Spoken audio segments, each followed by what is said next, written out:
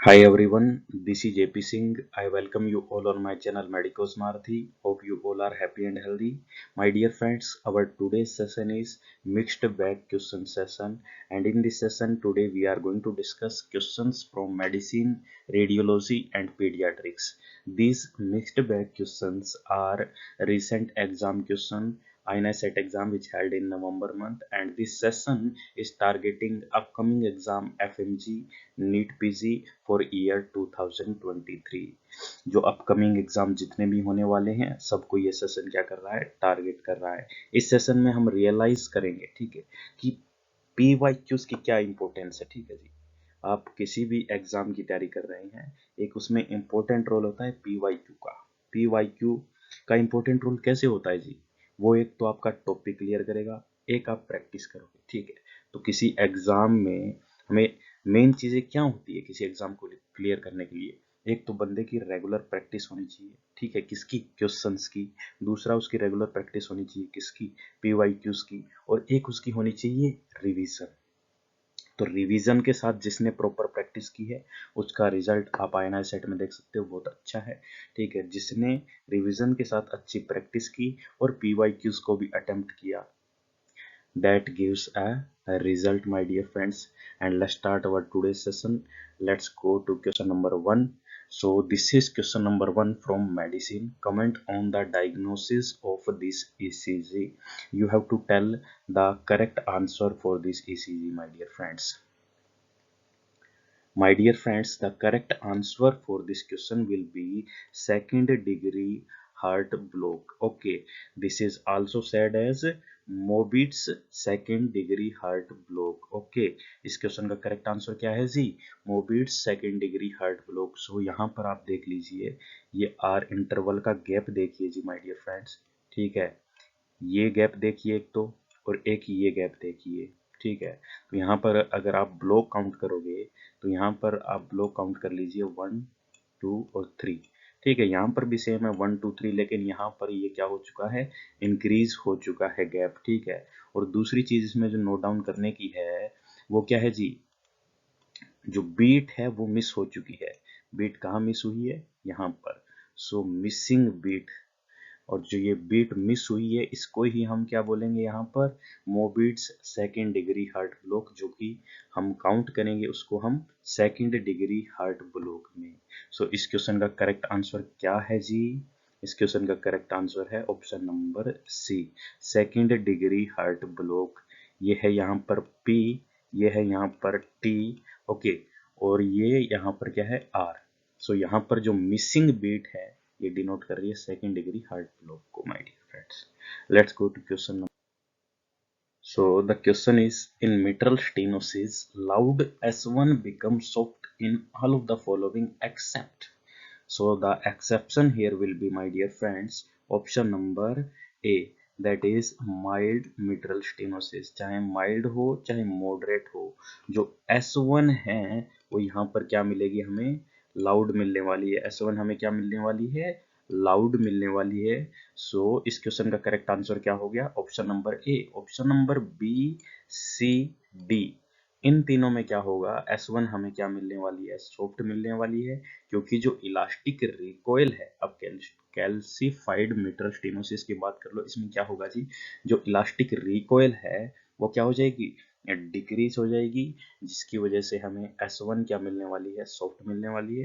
ठीक है, ऐसी सेम केसेस सी और डी है, इनमें भी क्या होने वाला है, S1 सॉफ्ट मिलने वाली है माय डियर फ्रेंड्स। सो चाहे केस हो माइल्ड मिटल स्टेनोसिस का या फिर मॉडरेट का, उसमें करेक्ट साउंड जो हमें आएगी वो आएगी loud S1। So my dear friends, question clear हो चुका है। Let's go to question number 3 here. Perioral numbness and tingling is caused by all except. My dear friends, it is a case of perioral numbness and tingling is seen in case of tetany, and it will be caused by all except. ऐसा कौन सा case है जिसमें peri oral numbness और tingling देखी जा सकती है, एक्सेप्शन क्या है इसमें, एक्सेप्शन है इसमें option number A, vitamin D toxicity. Here you will see the calcium level will increase. Okay, generally ये केस किसका है? टिटेनी का। और टिटेनी को प्रमोट करने वाले केसेस क्या होंगे? जहां पर कैल्शियम लेवल क्या होगा? फॉल होता हुआ दिखेगा। ठीक है, तो कैल्शियम लेवल फॉल होता हुआ किस में दिखेगा? हाइपर पैराथायरॉयडिज्म में दिखेगा जी। ठीक है, हाइपरफोस्फेटेमिया में दिखेगा, एक्यूट पैनक्रियाटाइटिस में दिखेगा। So the calcium level will be falling in these three condition. B C D option में कैल्शियम लेवल क्या कर रहा है? फॉल कर रहा है। बट ऑप्शन नंबर ए ऐसा है जिसमें विटामिन डी की टॉक्सिसिटी हुई है और कैल्शियम क्या हुआ है? इंक्रीज हुआ है।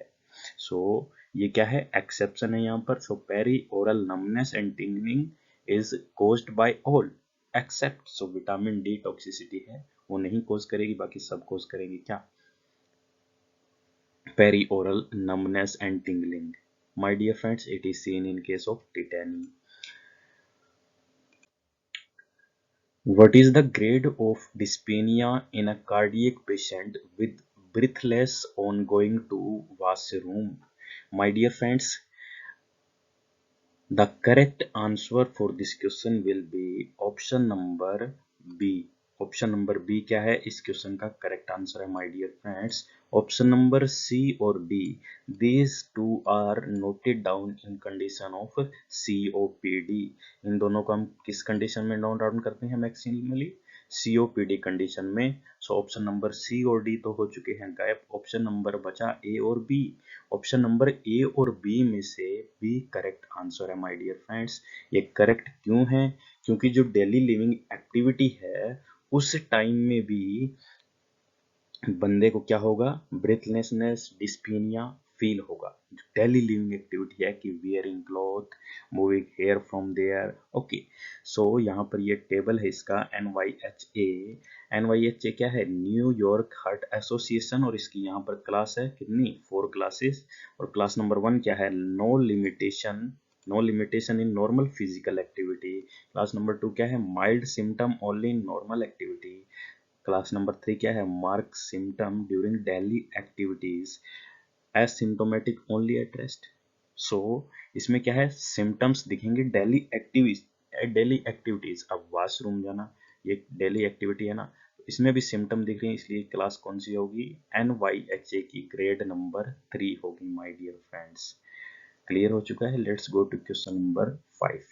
Handedness in a child is established by which of the following ACs?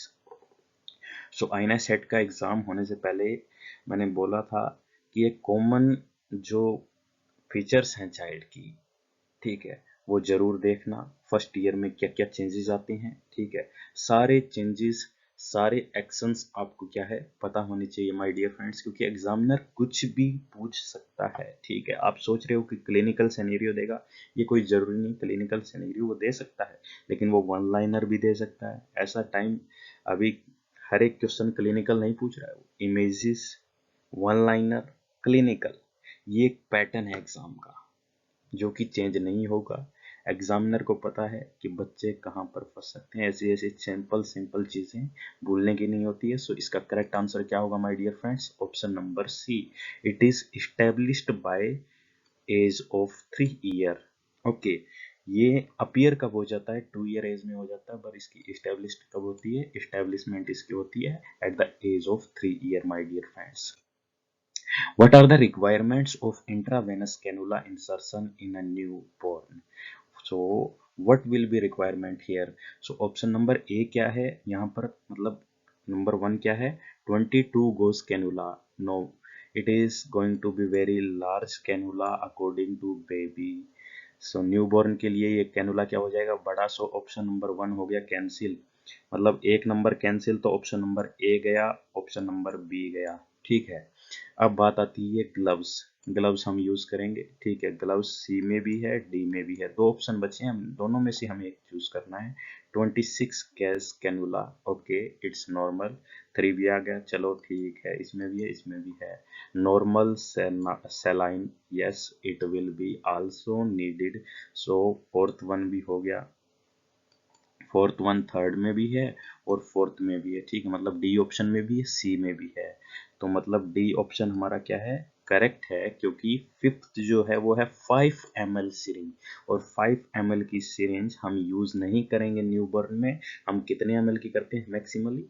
1 ml की, ठीक है, 1 ml की सिरिंज हम यूज करेंगे, ना कि 5 ml की। सो जो करेक्ट आंसर होगा इस क्वेश्चन का वो होगा option number D my dear friends. So question number 6 clear हो चुका है। Let's go to question number 7। Which of the following is true about CMV infection?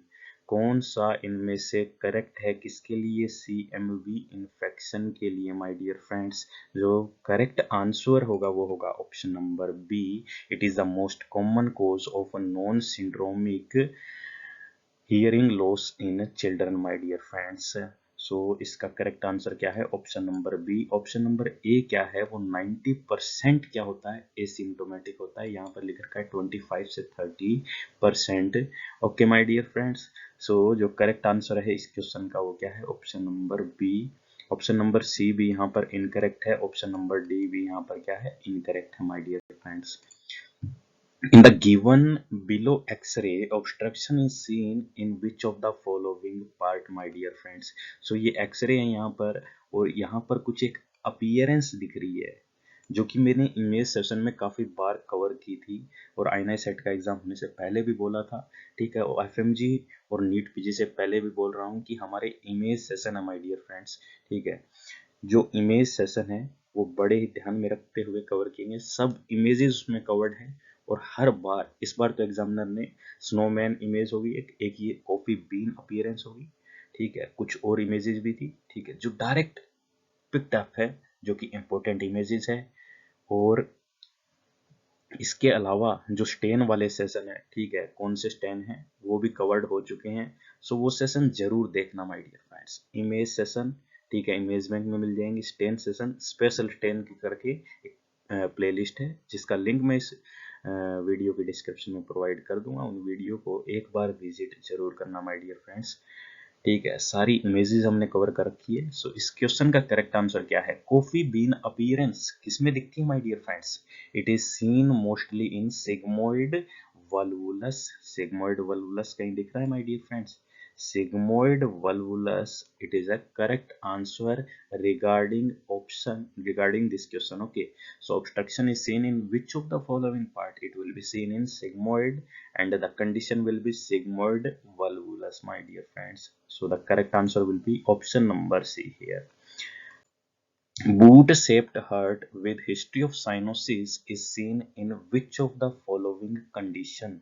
My dear friends, boot shaped heart, boot shaped heart किस में दिखता है? Boot shaped heart, it is seen in option number A, that is teratology of Fallot. So here you will see boot shaped heart. Option number B है, उसमें क्या दिखेगा? Egg on string, hanging egg on string. Okay, so ये दिखने वाला है hanging egg on string. Ebstein anomaly है, और TAPVC है। TAPVC में दिखने वाला है स्नोमैन साइन, ठीक है, TAPVC में दिखने वाला है स्नोमैन साइन, और एब्स्टीन एनोमली में दिखने वाला है बॉक्स शेप। ओके, सो बॉक्स शेप अपीयरेंस आने वाली है ऑप्शन नंबर सी में। बी में आने वाला है एग ऑन स्ट्रिंग, और ऑप्शन नंबर डी में है स्नोमैन साइन और स्नोमैन अपीयरेंस। सो जो करेक्ट आंसर होगा वो होगा option number A my dear friends. Let's go to question number 10। Gas under diaphragm is noticed in a patient with peptic ulcer disease. What would you do for further investigation, my dear friends? So, first investigation will be, in this case will be, we will follow X-ray. So, first most sensitive investigation क्या हम follow up करते हैं किसी भी चीज को investigate करने के लिए? वो होती X-ray, ठीक है। X-ray में अगर इस चीज का पता चल रहा है हमें कि न्यूमोपेरिटोनियम है, और हम उस चीज को इन्वेस्टिगेट कर पा रहे हैं, हमें डायग्नोस पता चल रहा है, तो हम ऑप्शन नंबर ए पर नहीं जाएंगे, हम CECT नहीं करने वाले हैं। मानते हैं कि ये मोस्ट सेंसिटिव इन्वेस्टिगेशन है, बट हमें पता चल गया किससे? एक्सरे से, तो हमें जरूरत नहीं है ऑप्शन नंबर ए की। ऑप्शन नंबर बी क्या है? IV फ्लूइड, ये मच नीडेड है हियर, ठीक है। ऑप्शन नंबर सी है एक्सप्लोरेटरी लेप्राटोमी। ओके, ये भी यहाँ पर नीडेड है, बट ऑप्शन नंबर डी की यहाँ पर कोई नीड नहीं है। So my dear friends, the correct answer for this question will be option number D, my dear friends. Second and third will be correct option for this question my dear friends. So आपको ये session कैसा लगा my dear friends? ये 10 के 10 question क्या है जो INS set exam हुआ है नवंबर मंथ में, उसमें से पिकअप किए गए हैं, ठीक है। सो इन क्वेश्चंस को देख के क्या पता चलता है, ठीक है। मैंने INS सेट का एक सेशन लिया था INS सेट के एग्जाम से पहले। उस सेशन में मैंने बोला था कि यार पीडियाट्रिक्स के जो माइलस्टोन है वो आपको पता होने चाहिए, ठीक है। उन्हीं में से क्वेश्चन अभी आपके सामने क्वेश्चन आया, ठीक है। इमेजेस का मैंने बोला था, इमेजेस देखो जी, ठीक है। आगे सेशन और भी होंगे, उनमें भी आपको प्रूफ मिलेंगे कि जो चीज़ें आपको बोली जाती है वो आपको कर लेनी चाहिए, ठीक है। जो इमेज सेशन है उसका लिंक भी आपको डिस्क्रिप्शन में मिलेगा। अगर आपको ये वीडियो अच्छी लगी हो और वो वीडियो अच्छी लगे तो इस चैनल को क्या कर देना, सब्सक्राइब कर देना, वीडियो को क्या कर देना, लाइक, और इस वीडियो को शेयर कर देना अपने फ्रेंड्स के साथ my dear friends. Thanks to everyone, stay safe, stay healthy, just be consistent with your study, believe in yourself, stay positive.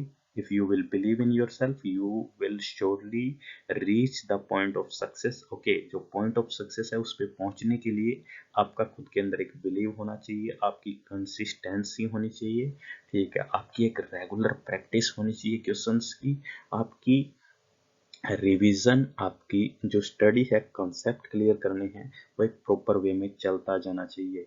पढ़ते चले जाइए, प्रैक्टिस करते चले जाइए, और जो पुराने क्वेश्चन आ रहे हैं उनको भी प्रैक्टिस करते चले जाइए माय डियर फ्रेंड्स। सो ये कुछ चीज़ें हैं जो आपको पहुंचा सकती है आपके प्रॉपर रिजल्ट पर जो आप डिजर्व करते हैं माय डियर फ्रेंड्स।